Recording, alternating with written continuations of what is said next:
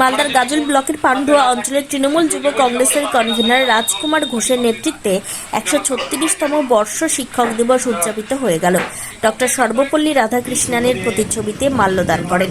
এরপর একে একে যুব তৃণমূল কংগ্রেসের সকলে পুষ্প নিবেদন শ্রদ্ধা জানান। ডক্টর সর্বপল্লী রাধাকৃষ্ণন এদিন অনুষ্ঠানে উপস্থিত ছিলেন গাজল ব্লক কনভেনর মলয় সরকার, গাজল প্রাক্তন পঞ্চায়েত সমিতির সদস্য জয়ন্ত কুমার ঘোষ, অন্তানাসিয়াস সোরেন এবং পান্ডুয়া অঞ্চল যুব তৃণমূল কংগ্রেসের কর্মীবৃন্দ। এদিন উপহার দিয়ে প্রত্যেক মাস্টার মশাইকে সম্মানিত করা হলো।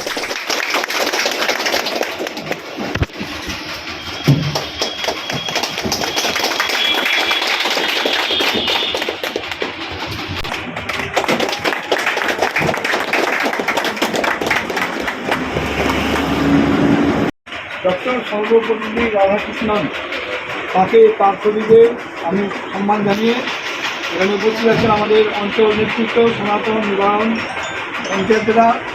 সর্বোপরি আমার খুব কাছে, আমি দীর্ঘদিন ধরে যাকে দেখেছি শুধু